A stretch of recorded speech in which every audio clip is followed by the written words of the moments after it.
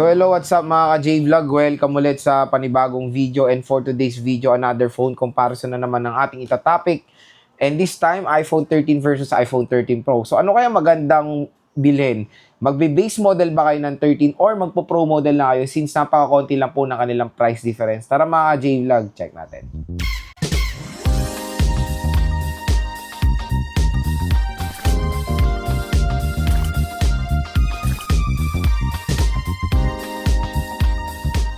So yun mga ka-J-Vlog, another phone comparison na naman tayo, and this time iPhone 13 Pro versus iPhone 13. So alam ko meron or marami nagde-decide between dito sa dalawang smartphone na to. Ano kayang bibiling ko? Magbe-base model ba ako ng iPhone 13 or magpo-Pro na ako? Since napakaunti lang naman ang kanilang price difference. And quick reminder lang po na wala na po kayo mapurchase sa brand new na iPhone 13 Pro, pero meron po kayo Pero meron po kayo mapurchase na base model pa na iPhone 13 na brand new, and even sa mall is available pa po ang base model ng iPhone 13. So ang iPhone 13 Pro, pre-love na lang po makukuha nyo dyan, pero magandang condition naman po ang makukuha nyo dyan. So usapang presyo tayo. Ang iPhone 13 at iPhone 13 Pro, same lang sila. Of course, nare-release dito sa Philippines noong year 2021. Base model ng 13 Pro model ang iPhone 13 Pro. So, ibig sabihin, mas mura po yung iPhone 13, syempre. So, si iPhone 13, ngayon, is 128GB. Nakakatuwa mga J-Vlog, 20,500 pesos lang makakuha na kayo ng iPhone 13 base model. Compare sa iPhone N256, nasa sabihin mo 20,500 to 22,000. Depende again sa store na bibilan nyo. Binibigyan ko lang ng range. 256 siguro nasa 23 to 24,000 pesos. Tapos sa 13 Pro naman, ang 128 is 27,500 pesos. For as low as to 29 or 28,000 pesos na nasabihin natin. Tapos 256, 29 to 30,000 pesos. So, ganyan po yung range ng iPhone 13 Pro ngayon sa Green Hills. Kung ipagkukumpara natin ang iPhone 13 at iPhone 13 Pro na base model nila or the 128GB, 20,500 sabihin natin sa 13, tapos 27,500 sa iPhone 13 Pro. 7,000 lang po ang kanilang price difference. So sa 7,000 na yan, ano ba ang mga worth it na upgrade sa 13 Pro? Ano ba ang decision factor ko na magdadagdag ako ng 7,000 pesos para dito sa 13 Pro? So syempre dito sa video na yan, tutulungan ko yung mag-decide ano ba ang perfect na smartphone para sa inyo. So, syempre, unang-una sa pa tayo bibili ng mga legit iPhones. Wala na iba kundi sa nire-recommend natin shop ang CMB Gadgets, Stall XA07. Second floor, Green Hills, San Juan City sila ngayong February 2025. And yun, kung interested kayo mag-purchase ng mga iPhones dyan, ilalagay ko po yung link niya sa description box. I-check nyo na lang mga ka-J-Vlog. Okay, so usapang tayo? Advantage. So, syempre, si 13 Pro, advantage yan sa iPhone 13. Syempre, wala tayong makikita ang advantage ng 30 sa 30 Pro kasi ito yung Pro model netong 13. So, syempre, ng Pro mas advanced siya. So, usapang tayo? Display. Sa display quality, resolution, ay pareho lang. Wala kayong makikitang pinagkaiba. Super Retina XDR OLED display and 6.1 inches screen display with smaller notch sila.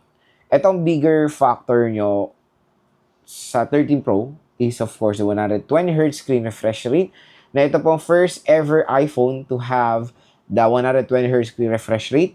Siyempre, doon sa base is 60Hz, and even the 12 Pro and 12 Pro Max is 60Hz refresh rate yan. So, smoother refresh rate mga ka-J-Vlog tayo dito sa 13 Pro, no, which is okay yan or mas better yan of course dito sa base model na 13.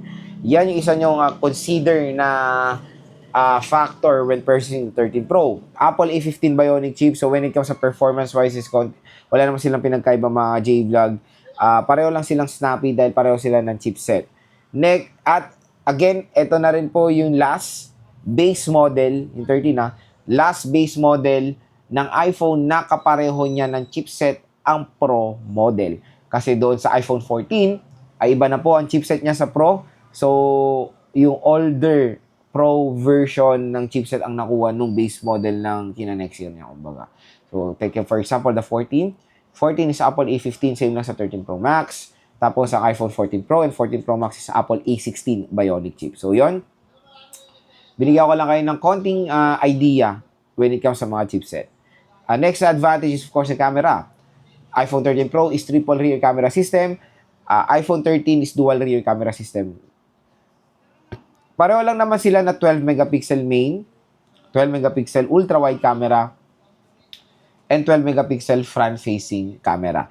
Ang wala lang of course sa 13, na meron sa 13 Pro is of course sa third camera na telephoto lens, na 12 megapixel din yan. Perfect yung telephoto lens when it comes sa zoom. So pag kunyari namamasyal kayo, gusto nyong take ng mas closer yung scenery, ayan, mas okay or mas better yung telephoto lens for zooming of course.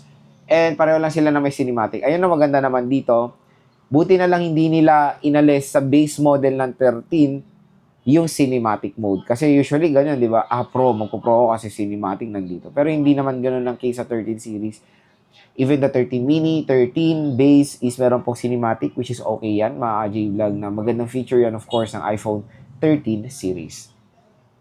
Next, of course, the overall build quality. Yung overall build quality ng iPhone 13 is aluminum body compared sa 13 Pro na stainless steel design. So, syempre, mas premium looking or mas elegant tignan ang iPhone 13 Pro compared sa iPhone 13. And even the back cover is matte finish na po ang iPhone 13 Pro compared sa iPhone 13. Mas prefer ko yung matte finish, which is na-adapt din naman yan sa base, pero nag-start sa iPhone 15.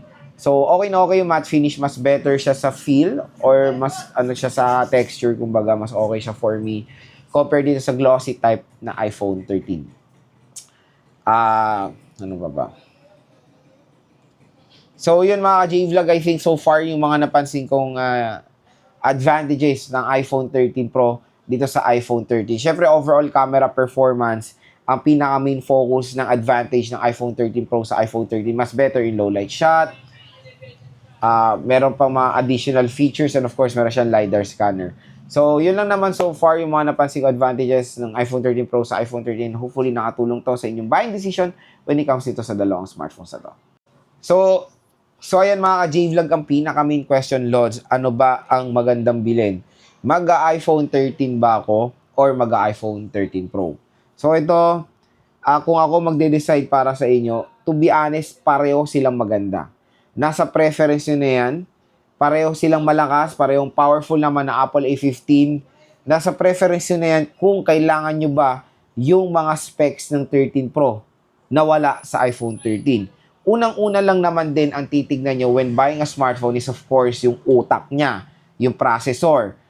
Yun, ang maganda naman sa 13, pareho sila ng processor ng 13 Pro, kaya which is all goods yan. Hindi nyo lang makukuha yung additional telephoto lens with LiDAR scanner and 120Hz screen refresh rate, tapos yung overall build quality. To be honest, sa ibang consumers, is yung 7,000 pesos ay malaking bagay yan. Oo naman, malaking bagay talaga yan. Ako kasi nahihilig na rin ako sa mga base model. Parang sa base kasi, marami kayong color option. Hindi lang yung, parang napapansin ko, nagiging boring na yung kulay ng mga Pro and Pro Max na parang padilim na yung kulay nila di ba? Pero dito sa base, pakulay ng pakulay or very aesthetic. So, meron tayo dito, ito yung iPhone. Tignan nyo, karamihan din sa akin, base na. Meron ako iPhone 16, meron ako iPhone 13, iPhone 12. Ito, may iPhone 14 Plus ako. Ayan, no. So, ang mga Pro ko, yan, may 13 Pro rin naman ako. So, sa mga base kasi, meron kayong mga color option or ang gaganda ng color option nyo sa base model, which is yun din naman yung nakaka-attract. Lalo na dito sa 16, ito yung talaga nung nakita ko tong ultramarine, talagang kinuha ko tong ganda Maganda yung kulay niya. So, yun. Color option or variation, very aesthetic. iPhone 13 is good to go rin naman. Again, pareho. Hindi rin naman sila nagkakalayo ng battery, mga J-Vlog, trust me. Kasi pareho lang naman silang smaller form factor na 6.1 inches, 3,000 plus mAh lang ang battery capacity nila. Kaya wala naman po silang pinagkaiba when it comes din sa battery. So, kung kayo yung isang consumer na hindi naman mahalaga sa inyo yung 120Hz. Kasi syempre ako, nasanay din naman ako sa 60Hz ng iPhone 16 To be honest, in real time, mapapansin nyo lang yung 120Hz ng iPhone pag nag-scroll kayo Sobrang smooth. Pero dito rin naman sa 60Hz, all goods din naman ang pag-smooth na ang pag-scroll natin. Ayan, no. So, yun. Kung gusto nyo makatipid at magkaroon ng maraming color options na very aesthetic, iPhone 13 is good to go. Napakamura na lang mga J-Vlog. And syempre, napaka-solid din ng camera ng iPhone 13. Huwag kayo mag-alala, hindi sila nagkakalay ng camera performance ng 13 Pro. Pero kung gusto nyo na mas premium build at meron naman kayo 7,000 pesos na extra budget, ayun, okay rin naman yung iPhone 13 Pro kasi may 13 Pro rin ako. Napakalakas niyan mga ka-J-Vlog. Okay na okay for gaming. Smooth na smooth yung display. Napakaganda ng camera. And of course, very premium design. So again mga J-Vlog, doon lang tayo bibili sa mga nire-recommend kong shop, ang CMB Gadgets, Tol X807. Of course, sabihin nyo lang, napanood nyo dito sa vlog yan, automatic bibigyan pa kayong discount ng shop na yan.